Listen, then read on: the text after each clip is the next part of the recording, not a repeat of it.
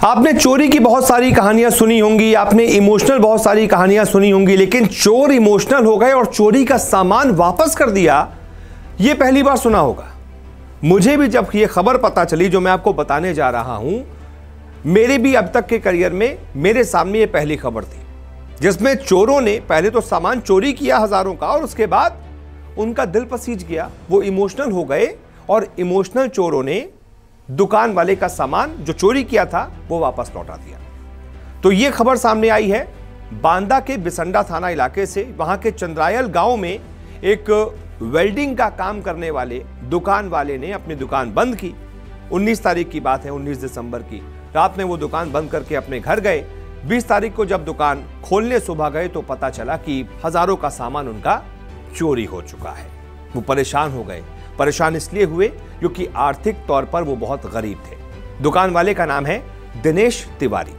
दिनेश ने 40,000 रुपए ब्याज पर लेकर अपना वेल्डिंग का काम शुरू किया था। सब कुछ ठीक चल रहा था, काम कम था लेकिन ठीक ठाक चल रहा था।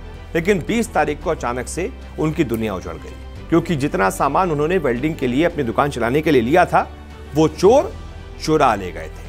उन्होंने तुरंत इसकी सूचना बिसंडा थाना इलाके में दी, लेकिन क्योंकि एसएचओ उस वक्त थाने में मौजूद नहीं थे तो एफआईआर दर्ज नहीं हो पाई।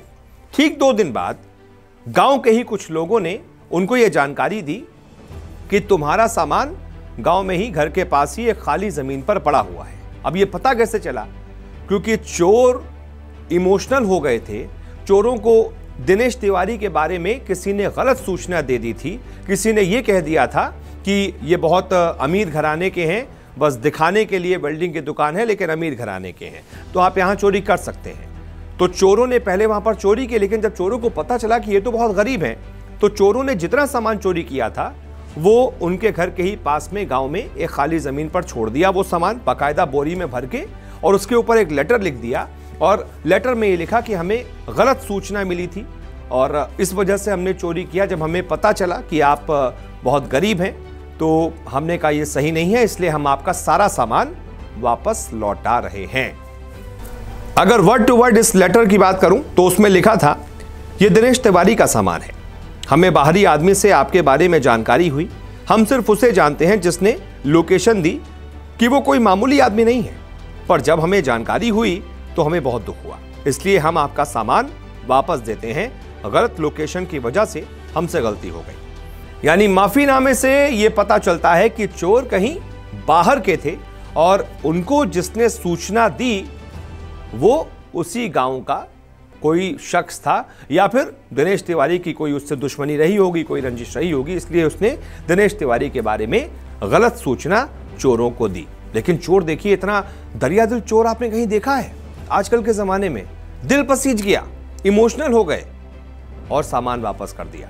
खैर, सामान वापसी के बाद दिनेश बहुत खुश है क्योंकि एक तरीके से उनकी दुनिया उजड़ गई थी, अब वापस उनकी दुनिया बस गई है। सामान वापस मिलने के बाद खुश दिनेश ने बताया, मेरी वेल्डिंग की दुकान में 20 दिसंबर को चोरी हो गई थी। जब मैं उस दिन वहां पहुंचा तो चोर वहां से 2 वेल्डिंग मशीन, एक कांटा, एक बड़ी कटर मशीन, एक ग्राइंडर और एक ड्रिल मशीन, कुल 6 सामान चोरी कर ले गए थे। मैंने उसी दिन थाने में सूचना दी तो मुझे वहां से बोला गया कि दरोगा जी मौके पर चोरी का मुआयना करने आएंगे, लेकिन फिर कोई आया नहीं।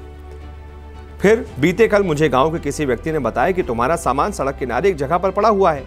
जब मैं वहां पहुंचा तो उसमें मेरा पूरा सामान था और ऊपर से एक पर्चा चिपका था जिसमें लिखा था कि यह चोरी गलती से हो गई थी।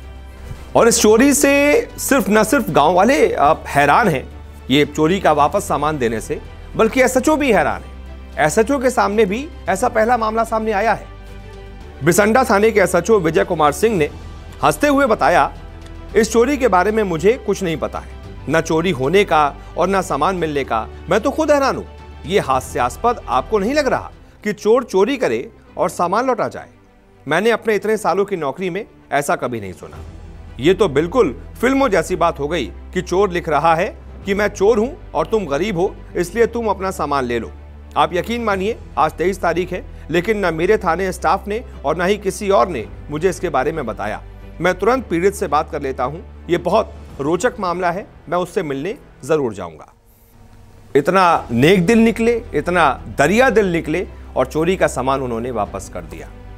यही दुनिया है, अजब गजब किस्से रोजाना होते रहते हैं। ऐसा ही अजब गजब चोरी का किस्सा हमारे सामने आया तो हमने कहा आपसे भी इसको शेयर करते हैं। कैसी लगी ये स्टोरी बताइएगा जरूर। बहुत बहुत शुक्रिया इस वीडियो को देखने के लिए।